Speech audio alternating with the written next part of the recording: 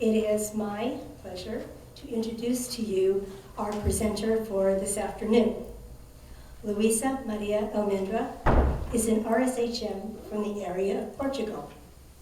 She's a professor of biblical studies at the Pontifical Catholic University in Lisbon. Luisa holds a PhD in biblical theology and a master's in biblical sciences. She is senior lecturer in Hebrew Scriptures, New Testament, and biblical languages, as well as an author and senior research fellow. Her area of expertise is in the Hebrew Scriptures, with a focus on the wisdom text and the book of Job. She is currently involved with translating the Hebrew Scriptures into contemporary Portuguese. Luisa is also committed to promoting Catholic-Jewish dialogue and established a center within the Pontifical Catholic University in Lisbon to foster this work. She continues to be a valued and treasured member of our RSHM Heritage and Spirituality Committee. She regularly prepares reflections and presentations on our sources and/or on scriptural themes that take into consideration our contemporary life and mission. Whether in person or on Zoom, she generously shares her research, reflections, and writings with her RSHM sisters, our SHM extended family, and the global network of RSHM schools. Currently, Sister Luisa is on sabbatical and serving as a visiting scholar at Loyola Marymount University, where she is sharing her academic and professional gifts with the Department of Theological Studies. She's also working with Dr. Elizabeth Drummond to enhance and further an understanding of our RSHM spirituality and mission within LMU's various communities. We are very grateful that Luisa has chosen to spend her sabbatical here with us in the West, and happy that she is with us today. So please welcome Sister Luisa Almendra.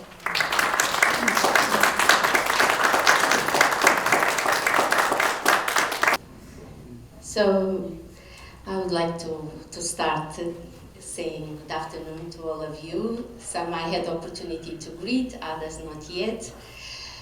And I would like also to register special greetings to our sisters that are in Orange, that I met them some time ago. Happy feast of the founding day of the Institute to all of them. And also to our sisters in Mexico. Felices fiestas, un fuerte abrazo de nosotras. And thank you, Mary. Thank you, Mary, for your words. It is very difficult for me to find words to express my joy and gratitude. Some feelings don't fit into words. And today, with great emotion, and as one of you, I stand before you to share a meaningful reflection on time. Getting to know each of you, sisters and friends and collaborators, and the history of the Institute's presence in this part of the world has been a great gift to my life as an RSHM. I hope you can see in the words of my reflection the gratitude and respect I have for you in my heart. This is indeed a very unique founding day of the RSCM Institute for me. And I would like to tell you, today is a day that we share greetings to each other. So my greeting to you is that know that I'm very proud to be your sister.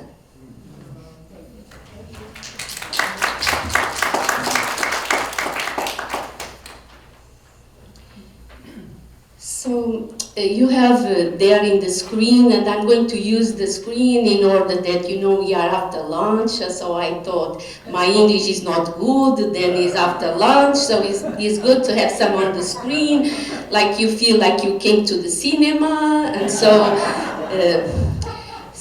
I hope it will be not a distraction, but will be a help.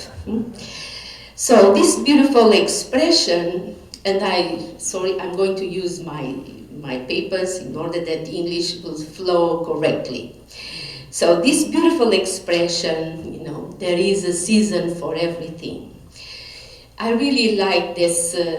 I must tell you that I never studied so in such detail this expression and the text where this expression belongs. It was the first time for me, so this was a great learning process for me too.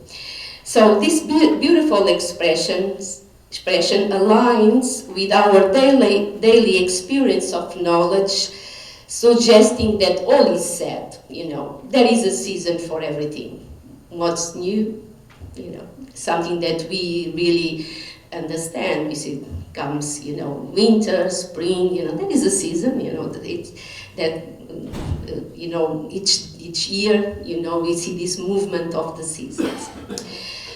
Although it's hard to find anyone who will deny or question it, finding someone who can clearly explain its full meaning is quite challenging and rare, even among biblical scholars.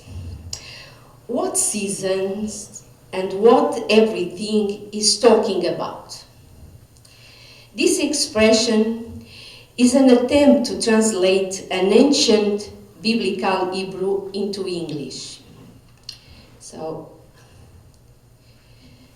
we have here the expression exactly as it is in the biblical Hebrew. You see, there is a little bit difference between the other one. There is a season.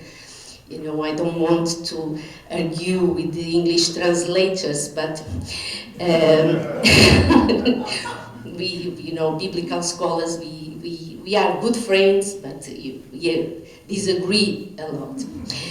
So this is the right translation. There are several possibilities, and I prefer this one that says, for everything an appointed time, and the time for every purpose under the heavens. And as you see, there is no verbs. And this is very common in the Hebrew Bible and in the Hebrew, when the verb that is omitted is the verb to be. And why they do omit this verb to be? Because it gives them and gives us the freedom to choose the time of the verb. So it can be, for everything there is, there was, or there will be. So the translator is free to translate. It's not really free, but it needs to make sense with the other parts of the text. But there is, and this is quite meaningful. So this translation does not fully resolve the difficulty of understanding its meaning. Nevertheless, it brings us closer, connecting us with something we think we have at hand, time. Time. We have our watches, the time, something that is in our hand. And experienced time is what connects us all. We all share a common calling to live and inhabit time. Today, as we celebrate the founding day of the RSCM Institute, what are we truly celebrating? We are celebrating and honoring how our founders and first sisters uniquely responded to their call to live fully in their time. They responded to this call and embodied it by establishing the RSCM Institute. Witnessing the needs of women and children on the streets of Béziers, They created our distinctive way of inhabit time. Who could have predicted that their little institute would someday reach California? And who can say where it will be in 10 or 20 years? Only time. Only time will tell. So now I'm going, I didn't know about this introduction, so I have some music for you too, so you will have some music. A song I like very much to introduce us in this reflection about time. Is a contemporary song, and but has this meaning, only time.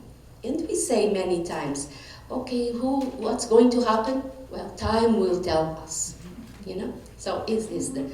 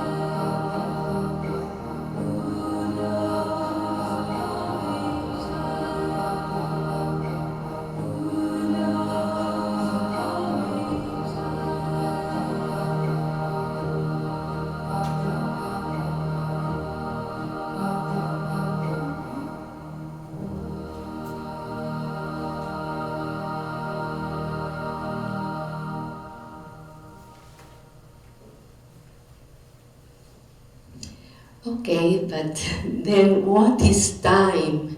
And what does inhabiting time mean? How can we understand the mystery of our personal and shared existence within time? We arrive at our existence unexpectedly. and without our consent, and instances of people choosing when to leave are very rare. So, I invite you to gain some understanding through a brief journey with a beautiful poem from the Old Testament and expressions, and also from some expressions from the New Testament. But before that, I even want to just to show you how this question about time, I forgot that, was so impressive. I found this quote from St. Augustine. He said, "What then is time? If no one asks me, I know what it is. But if I wish to explain it to the person who asks, I do not know." So I'm a little bit like in his position, I understand him, So this is why I asked the Bible to help me. So this poem, I hope this poem will help us to understand and to have certain kind of answer and be able to explain what time is. You already heard the poem, so I'm going to skip this video I had with the poem to save some time, and we go directly to the poem. And you have here the poem. You heard it in the prayer, and the poem has this structure. Starts with a statement in the verses 1, and then goes on with this verse after verse, with the explaining a time to this, and a time to this, and time to this, and a time to this. And when we study, we learn every word is very important here, and the "and" is very important. It's not there is a time to be born, but a time to die. No, it's "and a time to die." So it's this little details is where is the key of the meaning. So, and you see, it's interesting that you see that I didn't finish to underline the time, but in the first statement you have, for everything there is an appointed time, and the time for every purpose under the heavens. So the author is like a painter painting a picture, and he chooses the colors, he tried to design, and so are the same with the biblical authors. They are trying to design, to do their design. So they choose. It's very interesting that he's not repeating for everything there is a time, and the time for every purpose under the heavens. He has two different words for saying it. So we are in the book, a very special book, the book of Ecclesiastes, which is also very known by the book of Kohelet. It's the Hebrew name of the book, which means the preacher. So someone who is teaching the others. It's a very challenging book because it's a book that goes deep into the reality. He sees the reality in all its dimensions, contradictions, challenges. And so the biblical scholars sometimes have even afraid of this book because it's really so stunning and so. I don't have a word in English, I only have a word in Portuguese. Okay. So, and the biblical scholars are right. This book is really I have a great respect. I love the book of Job, and I used to say to my students, I love the book of Job. You know that. And I have a great respect for this book of Ecclesiastes, for the way he deals with the reality of the human beings. This author, the author of this poem, dared one of the most challenging ventures to weave together the mystery of God and human life from his sharp vision of reality. He is a strong believer who observes existence with great care in all its most open and hidden dimensions. He faces and puts words to realities we often avoid or fear. He loves to stand inside truth. What we normally say, this is too much for me. The challenge starts right here.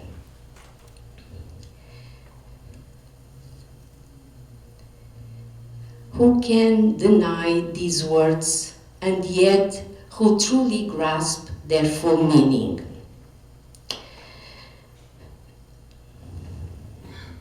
The expression, for everything there is, was, or will be an appointed time, introduces the poem with a steadfast statement, as if the biblical author were saying to each one of us, well, I don't know what your experience is, but my vision of the human condition under the sun is this. For everything there is an appointed time and a time for every purpose under the heavens. This biblical author has great confidence in his readers' intelligence. He dares to use a common word, time, to convey one of the most insightful messages in his book. Nothing in this poem is as simple as it seems at first glance. For example, when he says for everything there is an appointed time and a time for every purpose under the heavens, what kind of time is he referring to? It's the clock time or the time we live by? When he says a time to plant and a time to pluck up what is planted, is he implying that we were subject to a time that implies an action no matter what? When he says a time to kill and a time to heal, a time to embrace and a time to refrain from embracing, is he just suggesting that there are right and wrong times to act, implying that there are proper times for action and for inaction? Or is he just urging us to accept whatever we do as part of a process, whether we like or not? I can already hear some of you saying, oh no, just let me live my time. Well, I have good news for you. This is precisely what the biblical author wants you to say. Is what he says, live. You want to live? Live. Live in the full sense of the word. Live not just because you happen to be here. Live with open eyes and open mind and an open heart, ready to discover who you are, where you are, and why you are. Live by paying careful attention to life, yours and others. See life in its beauty and in its puzzling future always.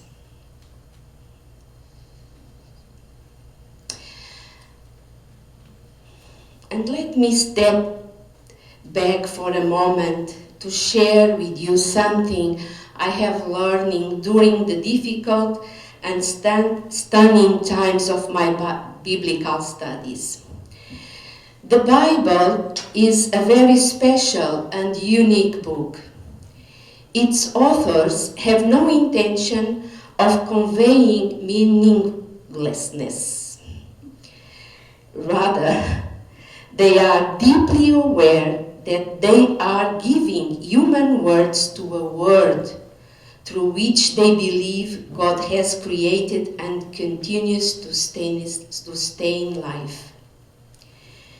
We can imagine how overwhelmed and perplexed they must have felt as they tried to express in human language their understanding of God's word and the design for humanity.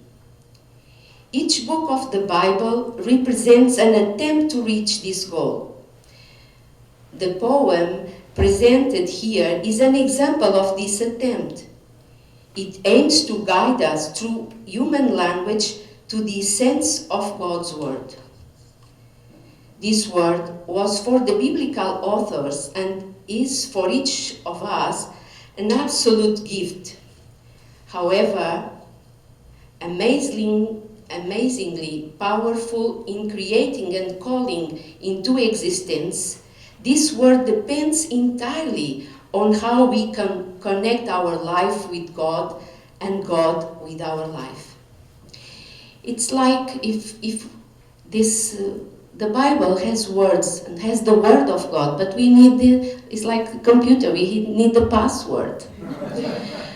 If we don't have a password, you can have the computer, you have the Bible at home, but if you don't have any connection with God, if you don't have faith, you can open the Bible, but this means nothing.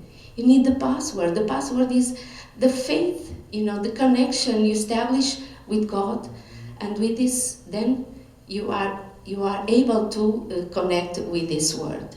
So it isn't the Bible from the beginning to end a testimony of how humans relate to and perceive God's revelation in their lives?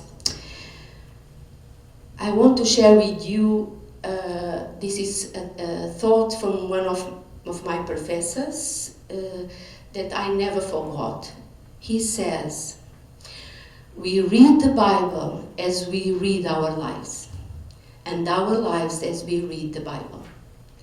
So if we read our life very superficial, when we go to read the Bible talks about life, the human being's life, God in human being's life. So we stay in the superficial level.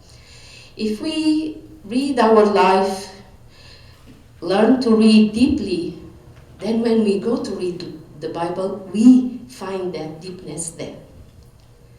And the deepness we find in the reading the Bible helps us also to come to our life with deepness. The two things are connected.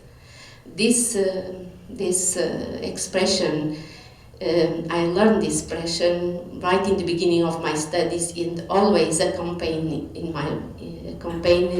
in my entire life, in my studies.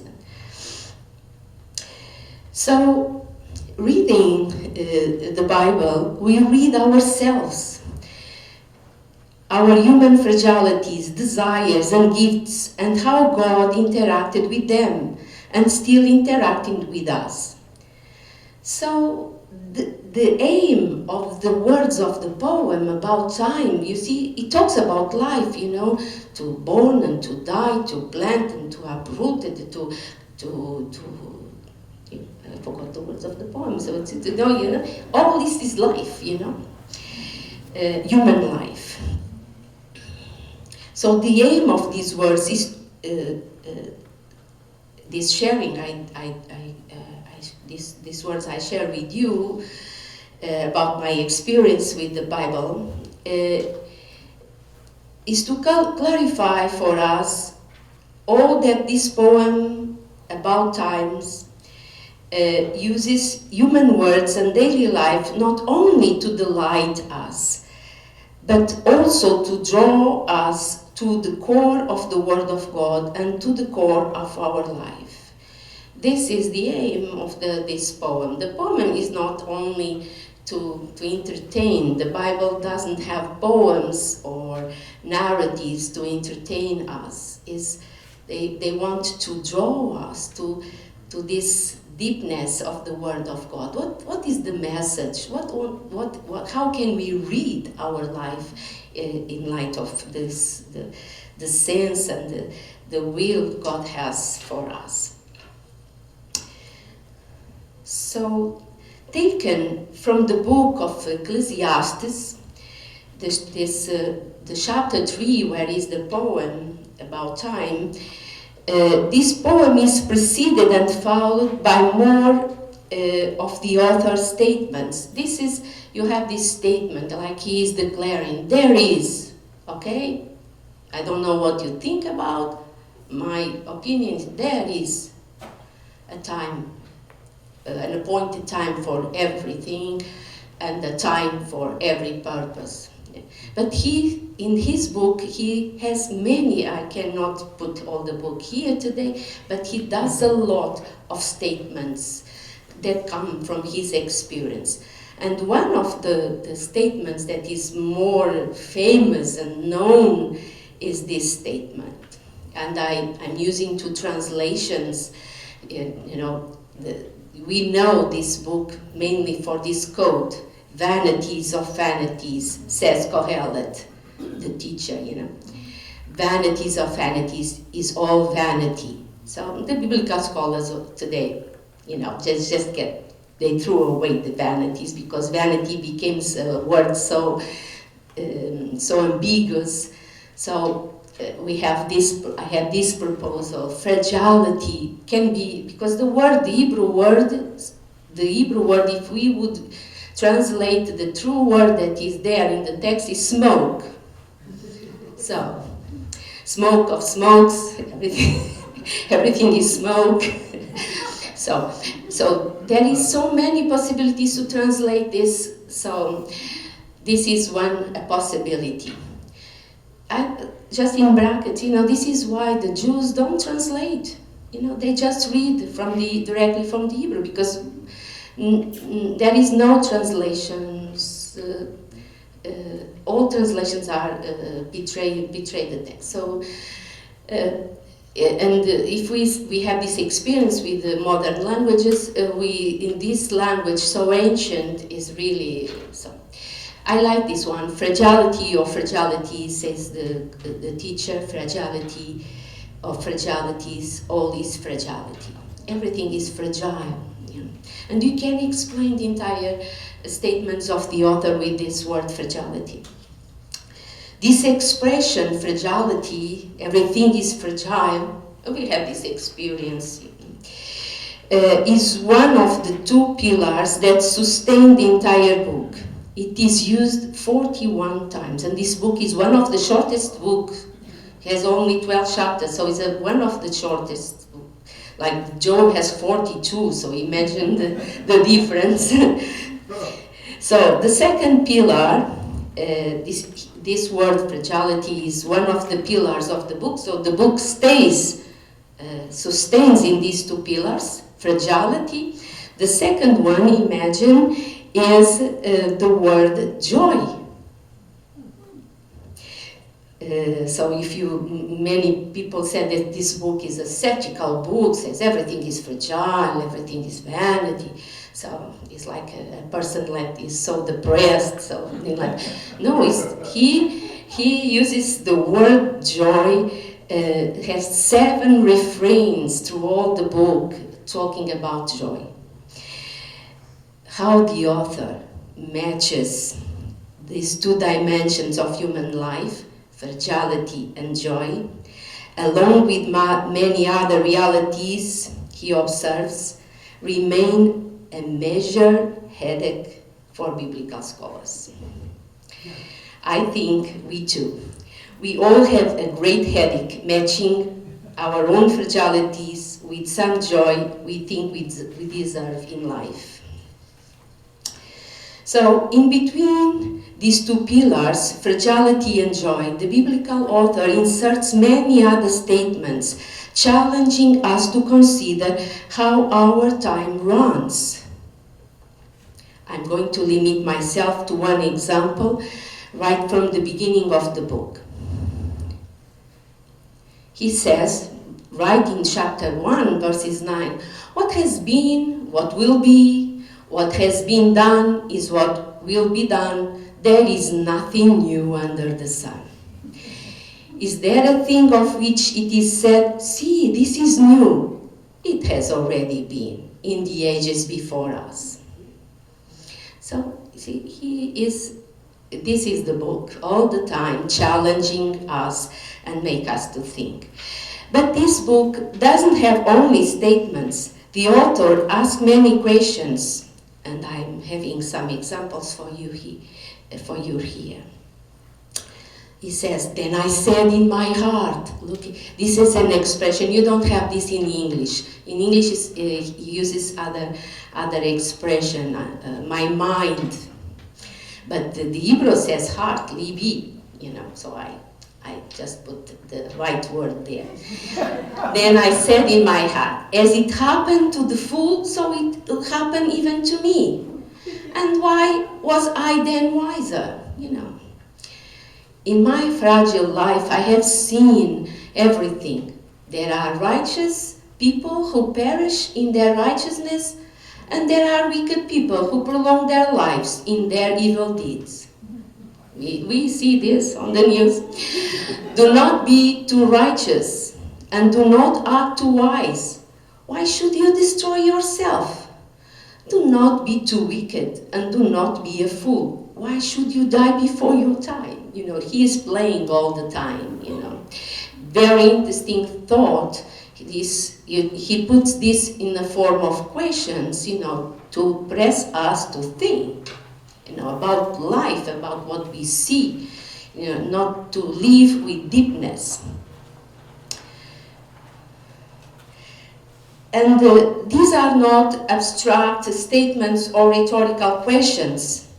They stem from deep observation of reality, and I would like. The author has, as you see, I saw in my heart, I have seen. He has I apply my mind, I saw, I know. The book is not a parable as the book of Job. No, the author he insists that he's I consider in my heart.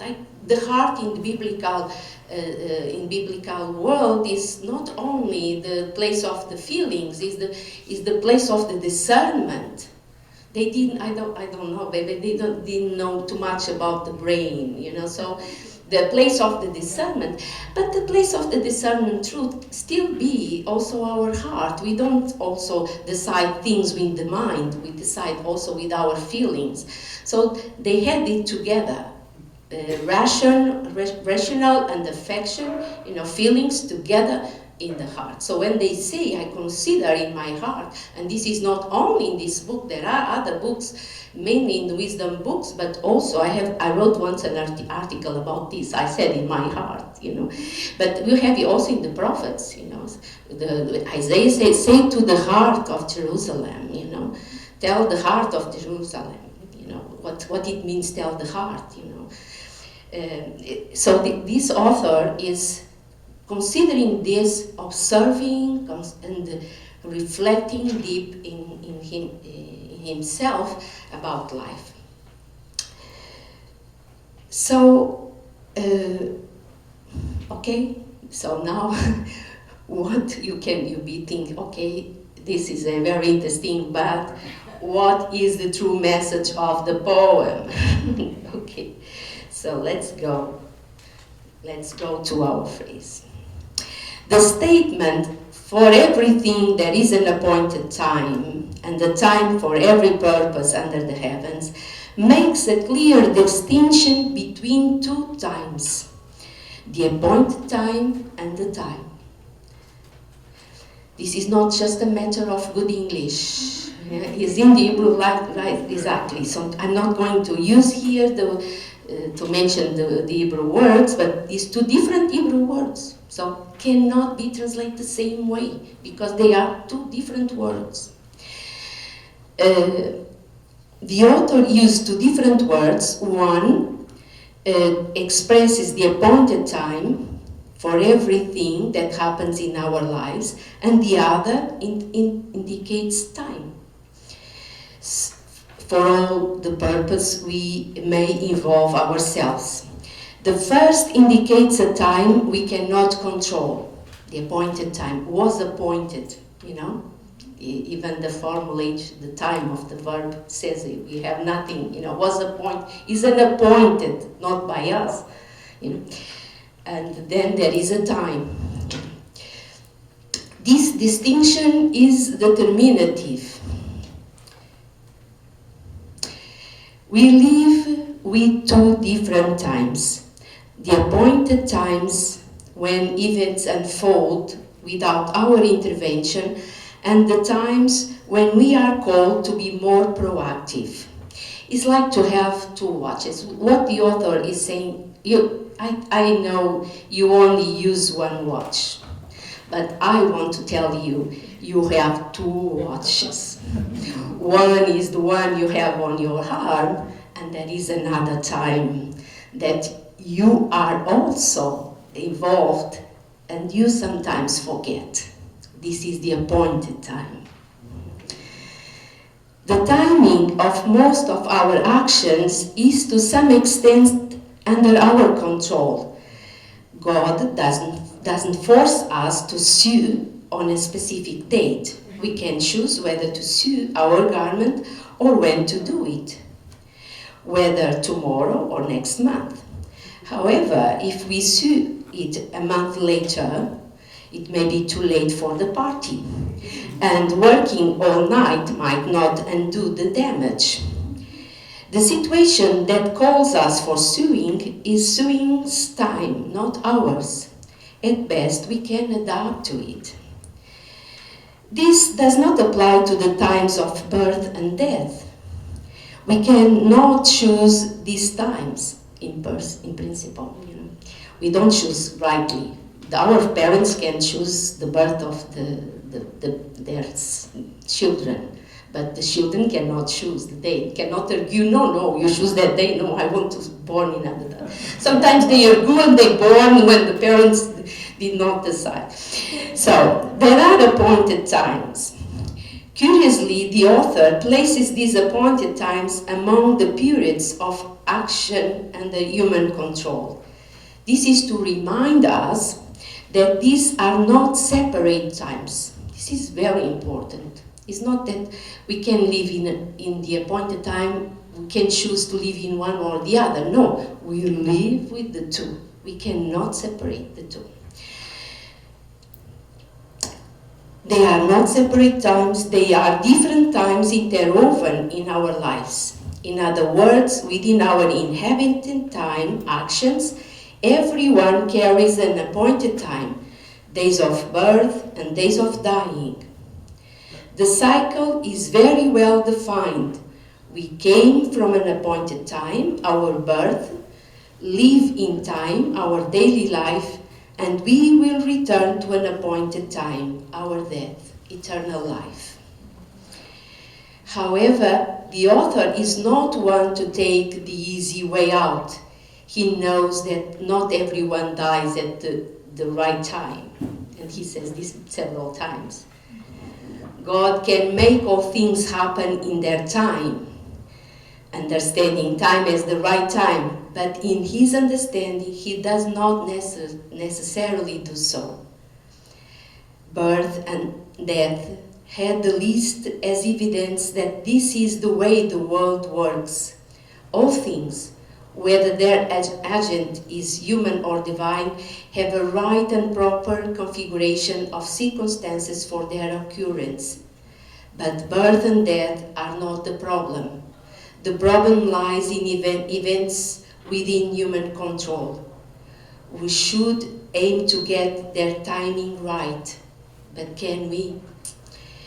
A person should do things in their own time, but they don't always follow that timing.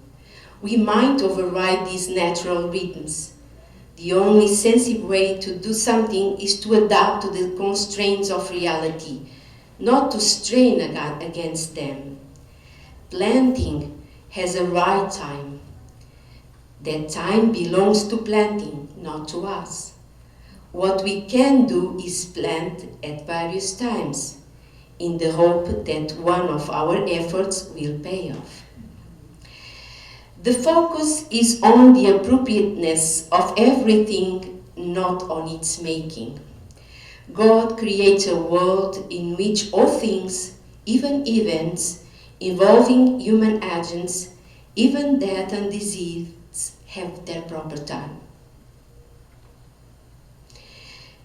The biblical author wants us to know that every event and action has its appointed time, guided by specific circumstances. Nothing transpires outside God's awareness. Therefore, we should wait for the right time, the right moment, rather than rush or delay. There are some persons live, fight with the before time, So something that is going to happen at 11 o'clock, at 10 o'clock, they are already at the door. Others, is a minute to 10 o'clock and they still not yet ready. So is this fighting? So, Marley. Accepting that time has withheld from us the knowledge of these appointed times. As we see in the comment the author adds to the poem. This is the author does the poem and then does this comment. And this comment is very important. Oh, sorry, I'm skipping this.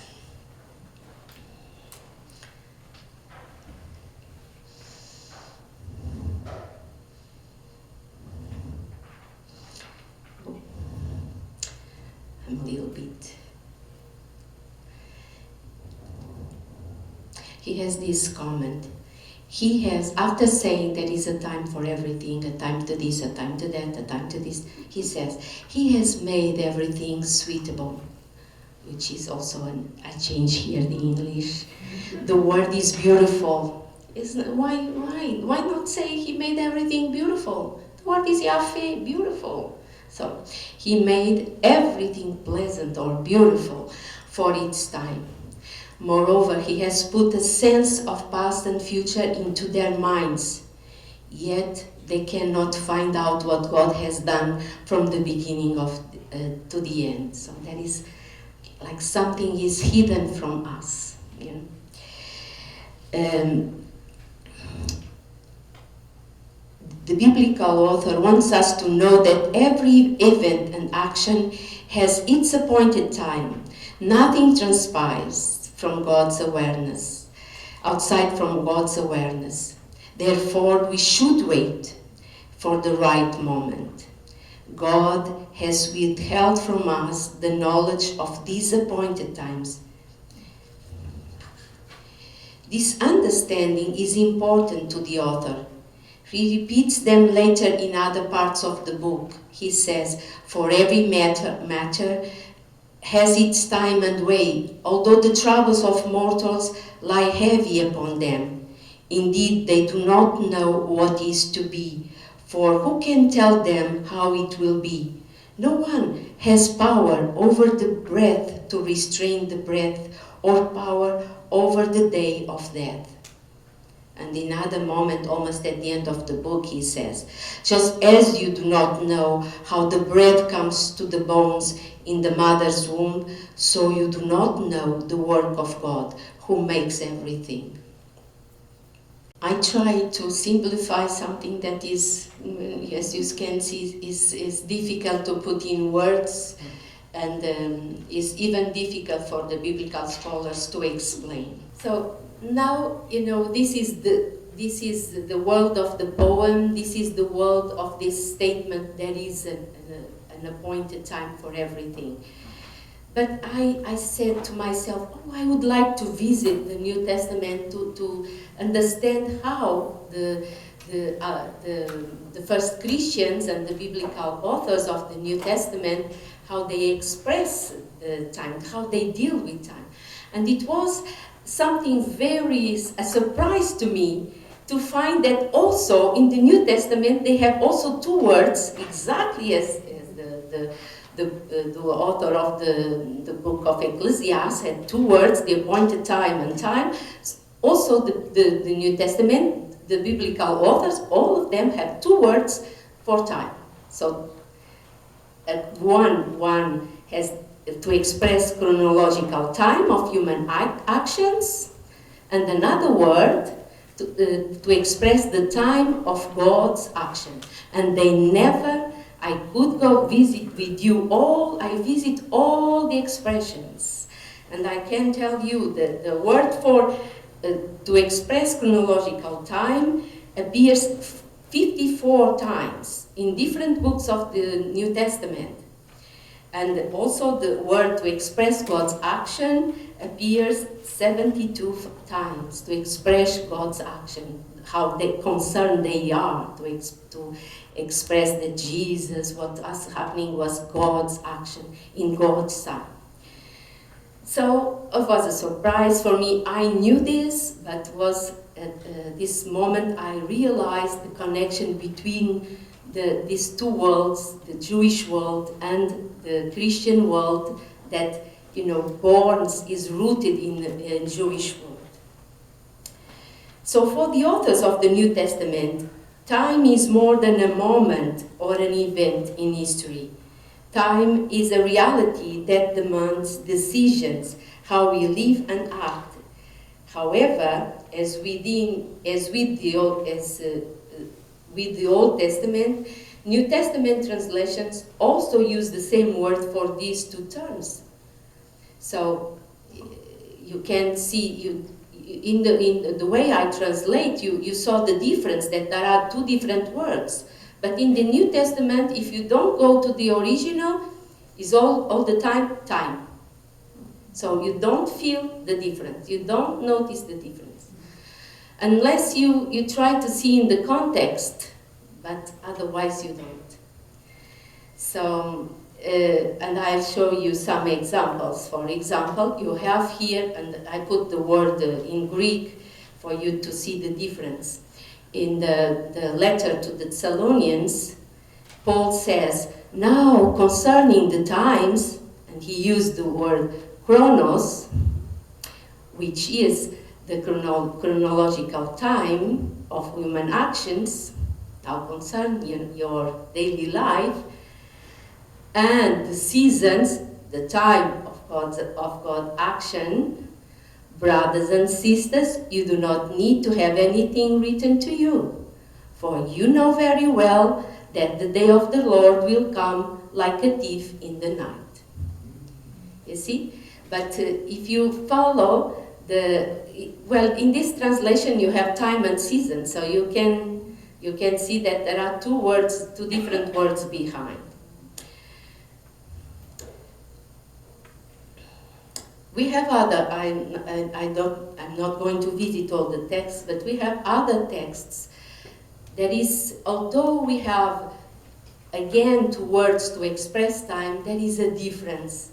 And this is something that I always do with the students, and I like, it's very amazing how when we pass to the New Testament and we pass, something from the Jewish world comes to the Christian world, but there is always a difference. So a difference is not in the use of the two words. They can keep having two words.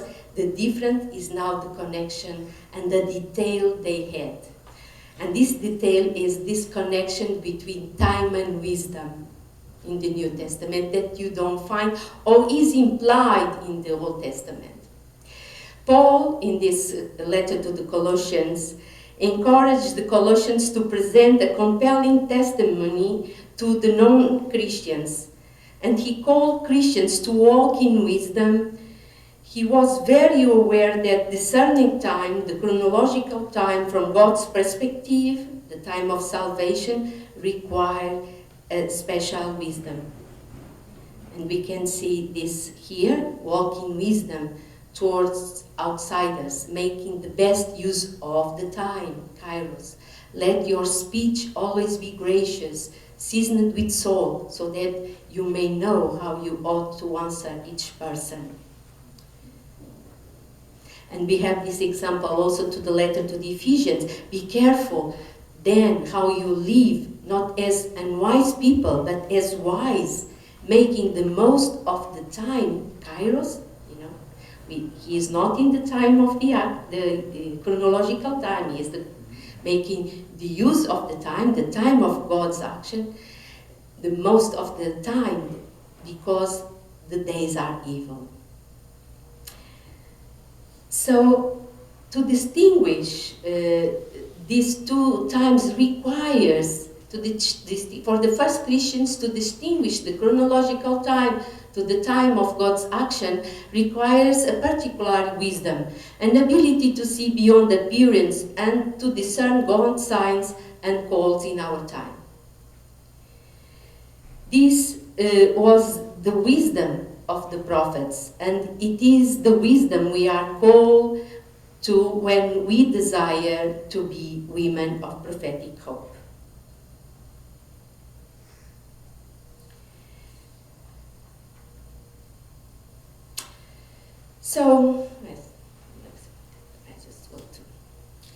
So today I'm going to finish, so be happy. It's just the last page. So, but I have some surprises in me. So, with this reflection in mind, we can say that today we are celebrating the Institute's RSCM Foundation, not as a day of the past, but as an appointed day, a day of the call heard by the founders and the first group of RSCM to inhabit the time. As their followers, we share a common way of embodying today their call and response across many different realities. Inside this common way of inhabiting time, we meet the gift of being RSCM. And with all our collaborators and friends, we rejoice in the light that has been illuminating our hearts during the days and nights of our existence as RSCMs. Within our common way of inhabiting time, we experience the inner joy that makes this day different from other days and from other joys. And this is something unspeakable and very unlike a nostalgic memory. We are celebrating in our time an appointed time, an existence we did not decide. And as you saw in the prayer, the sisters and the founder did not even decide the day. You know, it was the bishop that decided the day. It's very, very... So, today, the past visits our present, exposing the grace of belonging. The 24th of February 1949 visits the 24th of February 2026, reminding us that we belong to an appointed time that precedes us and will continue after us.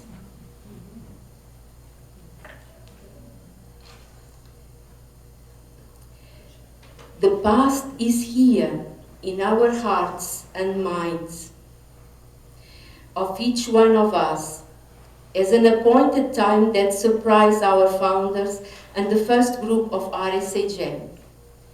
The past is here in our present, interrupting our usual work and reminding us that we carry the gift of an appointed time, facing the challenge of wearing it in our time. Yes, facing today the challenge of no longer being young, and for some of us, not being fully involved in the mission as we were. The challenge of feeling increasingly fragile.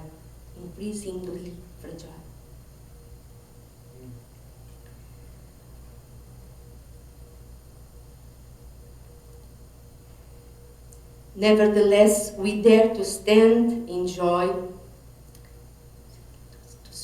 Nevertheless, we dare to stand in joy and wear our present time, our age and fragilities, with gratitude and wisdom. We know deep within what truly strengthens the joy and significance of celebrating our existence. And from the bottom of our hearts we say, Teach us then to realize the brevity of life, so that we may grow in your true wisdom.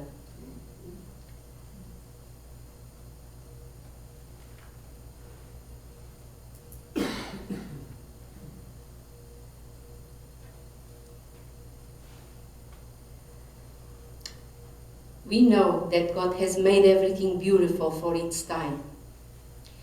It is in God's time that we all live, and it is in God's time that we deeply enjoy having been called to participate in a very unique appointed time. The mission that all may have life and have it to the full. And now I have this is a special gift for my sisters, but for all of you too are included in this gift. Just to realize that the past is here and in this present. So with great gratitude and joy, I prepare this gift for you.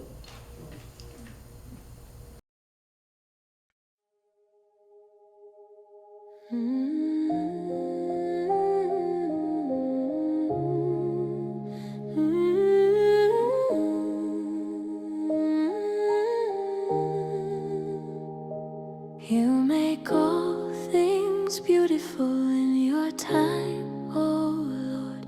Eccl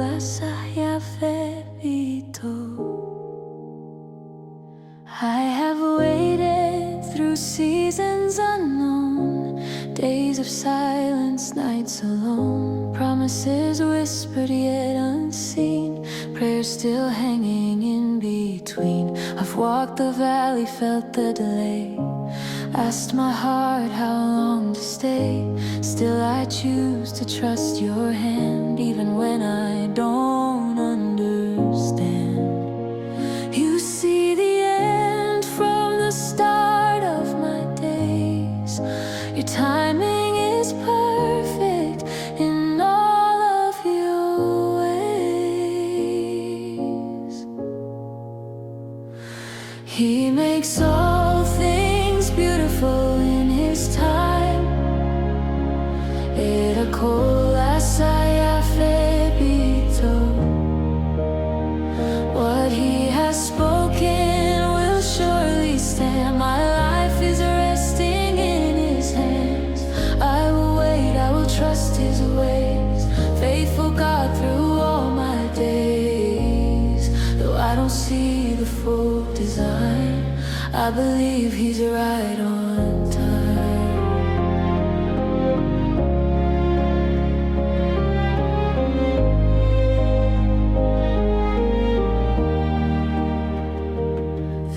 Doors I tried to force, paths I chased without your voice, but you closed what was not right, saved my soul from empty light.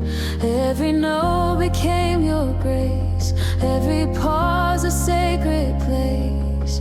You were working quietly, shaping what my eyes can't see. You are never early, never faithful God, I will still wait. He makes all things beautiful in His time. Eccl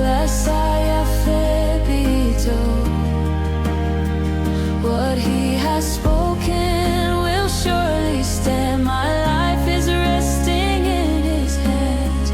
I will wait, I will trust His ways. Faithful God through all my days. Though I don't see the full design, I believe He's right on time.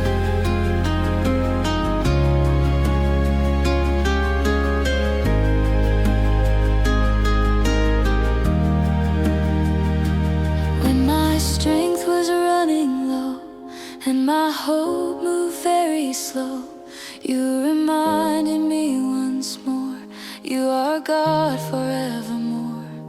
like the seed beneath the ground, hidden life without a sound. You were growing something new. In the waiting you were true. What you have spoken will surely stand. Every moment is held in your hand. He makes all things beautiful in His time. Eccl what He has spoken will surely stand. My life is resting in His hands. I will wait, I will trust His ways. Faithful God through all my days. Though I don't see the full design, I believe He's right on time. Now I see with opened eyes, purpose forming from the cries. Every tear was not in vain. You were weaving joy from pain. What I feared would never be, you prepared so carefully. All the glory goes to you. Faithful Lord, you brought me through. Your delays are not denial. You were with me all the while. He makes all things beautiful in His time. Eccl